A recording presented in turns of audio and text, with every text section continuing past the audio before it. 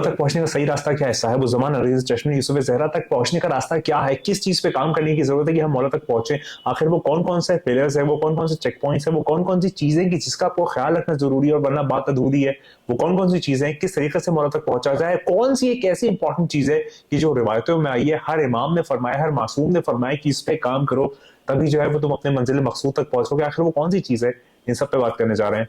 आप वीडियो देखते रहिए, इससे पहले हम बात करेंगे। बात का आगाज करके तो मैं आज कहने जा रहा हूँ साहिब-उज़-ज़मान इस्लाम के मुतालिक और उनके उन तक पहुंचने के रास्ते के मुतालिक। अच्छा, इसमें कई सारी बातें जो है वो बड़ी आपको जो है वो महसूस होगी कि ये बड़ी मुख्तलिफ तरीके से जो है वो बयान की गई है, और ये वो है जो मैंने अपने बुजुर्गों से सीखा, रमदार साहब से सीखा, सफदर सर से सीखा, विरासत अंकल से सीखा। ये बड़ी ही जबरदस्त बातें हैं कि जो ऑल द टाइम जो है वो मुझे मैंने सीखा, और हर दफा जो है वो लोग मुझे सिखाते हैं ताकि ये मुझे रिवाइज होता रहे, मुझे बार बार जो है ये मैं बाउंस बैक करता हूँ। तो सबसे इंपॉर्टेंट बात और सबसे जरूरी बात, और ये सबसे जो इंपॉर्टेंट नुकता है वो यही है कि जिसने अपने नफ्स को पहचाना उसने अपने रब को पहचाना। अच्छा, लोग जो है वो अमूमन इस रिवायत को पढ़ के आगे बढ़ जाते हैं, इसके ऊपर ज्यादा तवज्जो गौर फिक्र नहीं करते, या फिर इस पे जो है वो ज्यादा ख्याल नहीं जोर नहीं डालते, ख्याल से इस पे लाइक ब्रेनस्टॉर्मिंग नहीं करते कि जिसने अपने नफ्स को पहचाना उसने अपने रब को पहचाना। ये बड़ी एक मतलब हालांकि एक से दो जुमलों की रिवायत है, लेकिन दरअसल जिंदगी या जिंदगियां या जिंदगियां बहुत सारी कम पड़ सकती हैं सिर्फ फकत इस रिवायत को समझने के लिए। जिसने अपने नफ्स को पहचाना उसने अपने रब को पहचाना, यानी कि नफ्स की पहचान, नफ्स की शनासाई और नफ्स के मुतालिक जाना जो है वो डायरेक्टली रिलेटेड है अपने रब को पहचानने के मुतालिक। या कितनी बड़ी बात है इस पे। हमने ये नहीं कहा कि जिसने अपने लाइक अपने घर वालों को पहचाना उसने अपने रब को पहचाना, जिसने अपने अपनी सेहत को पहचाना उसने अपने खुदा को पहचाना, जिसने अपने कारोबार को पहचाना उसने अपने रब को पहचाना। नहीं, ये भी नहीं कहा कि जिसने अपनी मोहल्ले की मस्जिद को पहचाना उसने अपने रब को पहचाना, जिसने अपने मौलाना की पैरवी की उसने अपने रब को पहचाना। कुछ भी नहीं कहा, सिर्फ मौलाना ने ये फरमाया कि जिसने अपने नफ्स को पहचाना उसने अपने रब को पहचाना, और यही जो है वो बात यहाँ पर आती है। अच्छा, ये यहाँ पर जो नफ्स की शनासाई है या फिर नफ्स के मुतालिक जानना या फिर नफ्स का तस्किया है, इससे हम समझते क्या है। ये एक बहुत वसी टॉपिक है, विरासत की इसमें मास्टरी है। दरअसल ये टॉपिक ऐसा है कि जिसमें आपको सबसे पहले ये रियलाइज करना होगा कि आखिर आप हैं कौन। पहला सवाल खुद से ये होगी, आप कौन हैं, सबसे पहला सवाल। तो हम कौन हैं? हम नुत्फा हैं, हम गंदगी के ढेर हैं, हम लोग जो हैं वो निजासत हैं, हम जो हैं बहुत बहुत ही ज्यादा गलीज तरीन चीज है, इस तरीके से कि हम निजासत से बने हुए हैं। जब दो निजासत एक जा होती है तो फिर हमारा वजूद जो है वो एग्जिस्टेंस में आता है, ये हमारी हकीकत है। जब तुम ये रियलाइज करोगे ना कि तुम्हारी हकीकत क्या है, तुम हो क्या, तुम मतलब किस तरीके से इस दुनिया में आए हो, और तुम्हारी क्या प्लिंथ है, तुम्हारी क्या फ्रीक्वेंसी है, तुम कितनी मतलब तुम तुराब भी नहीं हो, तुम क्या हो। जब तुम ये रियलाइज कर लोगे, जब एक दफा इस पे सोचोगे, फिर तुम सोचोगे मौला। जब तुम मौला के बारे में रियलाइज करोगे ये तो मैं हूं। अब मौला के बारे में, मौला वो है कि जो तहारत है, मौला वो जो है जो तारीफ है, मौला है फजाइल, मौला है मनाक़िब, मौला जो है वो एलोकेंस की उरूज और बुलंदी का नाम है, मौला जो है वो आला है, मौला जो है वो सरदार है, मौला जो है वो बेमिसाल है, मौला जो है वो अबू तुराब है, मौला जो है वो अमीरुल मोमिनीन है, मौला जो है वो इमामुल मुत्तकीन, मौला जो है वो शाह मर्दा है, मौला शेर अज़दा है, मौला क़ुव्वत परवरदिगार है, मौला ला फतह लाली है, मौला सैफ ज़ुल्फ़िकार है। और यह मौला से मुराद मैं 14 मासूमिन इस्लाम को ले रहा हूँ। एक फजाइल किसी एक के लिए आए तो आप हमेशा ऑटोमेटिकली ये चीज समझ लिया करें कि ये सारे 14 मासूमिन इस्लाम के साथ लिए आए हैं। ये एक बड़ी नुक्ते वाली बात है, बड़ी इंपॉर्टेंट बात है। तो यहां तक ये वाली बात क्लियर हो जाती है बेहतर। अब इसके बाद अगर मैं बात करूं कि अब जब तुम रियलाइज करोगे, मैं मजाला मजाला कंपैरिजन का भी लफ्ज इस्तेमाल नहीं करूंगा, लेकिन जब तुम ये सोचोगे कि तुम क्या हो और वो क्या है, तुम किस तरीके की चीज हो और वो आलीन है, वो उनकी फजाइल बयान करने से बयान नहीं कर सकते।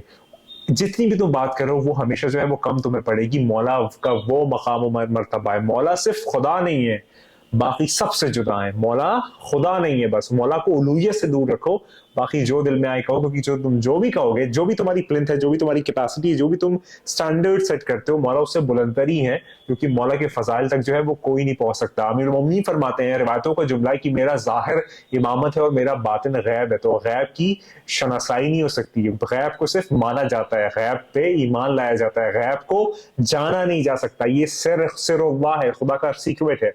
तो पहली चीज है, बात कहां से कहां निकल गई, पहली चीज है जिसने अपने नफ्स को पहचाना उसने अपने रब को पहचाना। नफ्स के मुतालिक और बहुत सारी बात हो सकती है, लेकिन सबसे इंपॉर्टेंट बात है कि खुद को देखो, खुद को समझो, खुद का एक लाइक एक मॉनिटरिंग करो और फिर सोचो कि वो क्या है।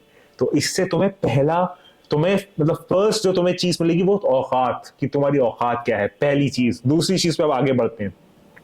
जब तुम्हें औकात पता चल जाए, फिर मौला को सोचो और मौला से मोहब्बत करना शुरू करो, मौला से इश्क करना शुरू करो, मौला के बारे में सोचना शुरू करो, मौला के बारे में बात करना शुरू करो, मौला से बात करना शुरू करो, मौला से जुस्तजू कायम करो, मौला से अकीदत, निस्बत, कुर्बत, मौला की इनायतें, मौला से एक बेलौस मोहब्बत जो है वो कायम करो, मौला से मवद्दत करो, मौला से इश्क करो। फिर तुम्हारा इश्क जब वो परवान चढ़ने लगता है, जब वो परवास पाने लगता है, जब वो हवा में बुलंदर होने लगता है, तब जो बात होती है फिर वो बात कुछ और होती है। तो यहाँ पर जो दूसरी स्टेप है, जो सेकंड स्टेप है, जो सेकंड स्टेज है, जो सेकंड तुम्हारी डेस्टिनेशन है, वो है मौला से बेइंतहा मोहब्बत करना और बेलौस मोहब्बत करना। और मोहब्बत दिखावे की ना हो, अकेले रातों में रो, अकेले मौला को पुकारो, मौला के मुतालिक जहां जाओ बात करो, मौला से इतनी बात करो कि मौला खुद जो है वो फिर तुम्हारे पास आ जाए। और यह जाहिर सी बात है, सरदार सर का जुमला कि मौला से मुलाकात मालिक की मर्जी से होती है, तुम्हारी मर्जी से नहीं। तुम्हारी औकात हमने जैसे फर्स्ट स्टेप में डिस्कस कर लिया, जिसने अपने नफ्स को पहचाना उसने अपने रब को पहचाना। तुम्हारी मतलब तुम्हारी औकात क्या है, तुम्हारी औकात तुमने देख ली, तुम नुत्फे की खलकत हो, गंदगी हो, ढेर हो, दो निजासा जब एक होती है तब तुम्हारे वजूद जो है एग्जिस्टेंस में आता है, ये तुम्हारी हकीकत है। अब उनकी बात करो जिनके बारे में खुदा कुरान में कसमें खाए, जिनके बारे में खुदा जो है वो बार बार जो है वो मिसाल दे जाए, जिसके बारे में खुदा जो है वो कहे कि ये वो अहले बैत है कि जिसको रिस्क को हमने दूर रखा, हमने पाक कर दिया, ये वो 14 है, वो सवाल मसानी है, ये वो फातिहा है, ये वो बोलता हुआ कुरान है। जब कुरान खामोश हो तो तुम्हें वो किताब की शक्ल में नजर आता है, जब कुरान बोले तो ये मेटाफर नहीं है कि ये कुरान बोलेंगे तो ऐसा, ये जब बोल रहे हैं तो कुरान बोल रहा है, यानी कि इनके लफ्ज जो है वो खुदा के लफ्ज है। इसको इस तरीके से समझो, ये रियलाइजेशन और रियलिटी है कि जिसपे तुम्हें तवज्जो फोकस करना बड़ा जरूरी है, वरना बात अधूरी। तो जो सेकंड स्टेप है वो ये है, मौला से बेइंतहा बेलौस मोहब्बत। थर्ड स्टेप पे बात करते हैं और ये बड़ी इंटरेस्टिंग स्टेप है। लोग इसे किया करते थे छठवें इमाम के जमाने में, सातवें इमाम के जमाने में, दीगर आइम्मा के जमाने में ये चीज हुआ करती थी, लेकिन तुम्हारे जमाने के इमाम में ये चीज होती है, लेकिन इसको और बहुत करना जरूरी है। बहुत खास लोग जैसे अलमदार साहब हो गए या दीगर और मोमिनीन हो गए, आरिफीन हो गए, या जितने भी मौला के चाहने वाले मलंग हैं, वो ये चीज करते हैं और वो है निजी महफिलें करना। निजी महफिलें करो। निजी महफिलों को मतलब क्या होता है? बड़ी सी मजलिस करके बिरयानी खाने के लिए जो है वो तुमने पूरे शहर को बुला लिया है, वो निजी महफिल नहीं है। उसमें तो मौलाना वो पढ़ता है कि जिससे पब्लिक खुश हो, जिससे पब्लिक उसको दाद दे, जिससे पब्लिक उसको इनाम दे, जिससे पब्लिक उसको अप्रिशिएट करे, जिसकी वजह से वो अगली महफिलों में बुलाया जाए, जिसकी वजह से वो अगली मजलिसों में बुलाया जाए, वो मजलिस कहलाती है आज के जमाने में। ये वो मजलिस तो नहीं है, ये वो गैदरिंग तो नहीं है, ये वो एक जगह होना तो नहीं है। अब सुनो जरा कि निजी महफिलें क्या होती है। निजी महफिलें वो होती हैं जो अबूजर और सलमान और कम्बर और मीसम और मिगदाद किया करते थे, जो जुंदब किया करते थे, जो सासा इब्ने सुहान किया करते थे, जो बहलोले करते थे, जो देबिल करते थे, जो दीगर मालिक अश्तर नखाई करते थे, जो अम्मार यासर करते थे, या दीगर जो मौला के आशिकीन है, नासरीन है, मुहिब्बीन है, मुंतजरीन है, दीगर जमानों के, वो सब किया करते थे। वो निजी महफिलें की जिसमें तुम जैसे आ बैठे और सिर्फ जिक्र हो साहिब ज़मान का, नरज़िर चश्मन का, यूसुफ ज़हरा का, और ये जिक्र वो जिक्र हो कि जिसमें कोई ऐसा ना हो कि भाई ये बोल रहा है तो ये ज्यादा क्यों बोल रहा है, मैं बोलूं।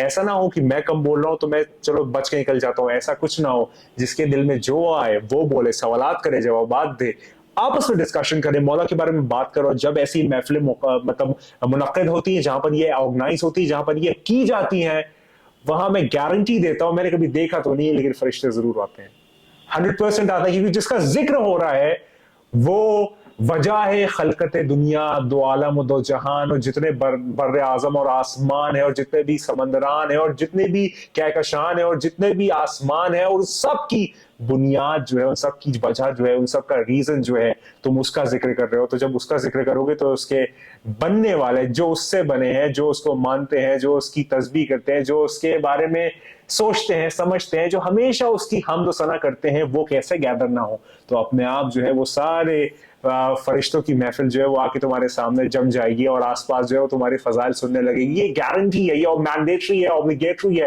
ये हो ही नहीं सकता। हो सकता है तुम्हारा पड़ोसी ना आए, लेकिन हो जरूर ये मान लो कि फरिश्तों की सतह एक के बाद एक कतारें तुम्हारे पास आना लगेंगी। और याद रखो ये वो निजी महफिल है कि जिसका अलमदार साहब जो है वो बार बार तस्करा करते हैं, 1000 बार करते हैं, लाख बार करते हैं। अच्छा सुनो, कई दफा कहते हैं कि आप अलमदार साहब का नाम बहुत लेते हैं, अलमदार साहब को आप क्यों इतना प्रेज करते हैं।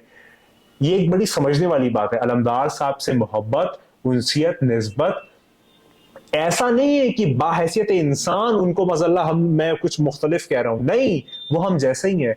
लेकिन जिससे वो कनेक्टेड हैं, जिस मौला को वो मानते हैं, जिसके झाड़ू देने का वो आप कह लिए मतलब इजाज पाते हैं, जिसके नौकर वो हैं, उनकी निस्बत से अलमदार साहब अलमदार हुसैन नकवी हो जाता है। आप समझ पा रहे हैं, वो हम जैसे ही इंसान है, हम तरीके से इस दुनिया में आए, लेकिन जिस निस्बत से वो मौला से जुड़े हुए हैं, जिस निस्बत से वो मौला से मोहब्बत करते हैं, जो इश्क की इंतहा है, जो अपने आप को फना करने की जुस्तजू और इंतहा है, वो कुछ और ही है। और जब ऐसा इंसान हो जाता है तो फिर वो धीरे धीरे धीरे धीरे एक मौला की नजदीकी कुर्बत पा लेता है। और सफदर सर का एक बड़ा अच्छा जुमला था, अभी कुछ हफ्ते पहले की बात है, वो फरमाते हैं कि मौला की राह में सबसे सबसे पहली और सबसे नाकिस चीज, सबसे छोटी चीज ये है कि इंसान शोहरत पा लेता है। और जब शोहरत पा लेता है तो अगर वो शोहरत में गुम हो जाता है, गायब हो जाता है और फिर जो है उसी तरफ निकल जाता है, तो फिर वो आम इंसानों जैसा हो गया। फिर उसने मौला का काम सही से नहीं किया। फिर वो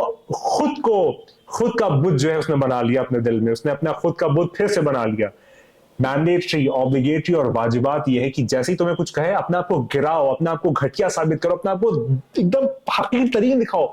यूं नहीं कि तुम खाकसार हो, ये तुम्हारी हकीकत है, तुम यही हो, तुम और कुछ भी नहीं हो।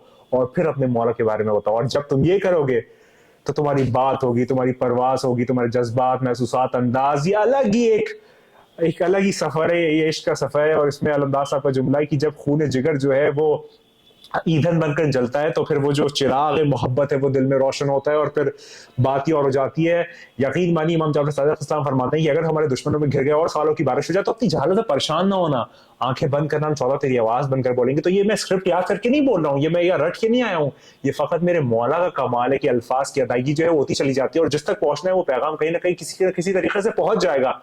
याद रखिए 3 स्टेप्स। पहला, जिसने अपने नफ्स को पहचाना उसने अपने रब को पहचाना। दूसरा, मौला से बेइंतहा मोहब्बत। और तीसरा, नीचे महफिलें करना स्टार्ट करो। 2 लोग से करो, 3 लोग से करो, कुछ लोगों को लेके बैठो और फिर मौला के बारे में डिस्कशन करो। और इसमें कोई तुम्हें एडवर्टाइजमेंट मार्केटिंग की जरूरत नहीं है, प्रोपेगेंडा नहीं करना। यासर अंकल से बात हो रही थी, प्रोपेगेंडा कुछ भी नहीं है। वो बात करो कि जो हकीकत है और मौला पे डिस्कशन करो। और फिर देखो इस चीज की मौला को बेइंतहा, मतलब मौला को इस जरूरत नहीं कह रहा मैं माजल्ला, इस चीज की तुम लोगों को जरूरत है कि तुम मौला से और नजदीकी और खुरबत जो है वो बढ़ा लो। याद रखो वो आने वाला है, वो बहुत जल्द आने वाला। तैयार हो जाओ इस बात पे, बार हो जाओ, बार बार हो जाओ, लगातार हो जाओ कि तेरे में और हम सबके मौला ने। और याद रखी तू नहीं है, बस वही है। खुदा को याद करो यार, खुदा को याद करो। खुदा हाफिज।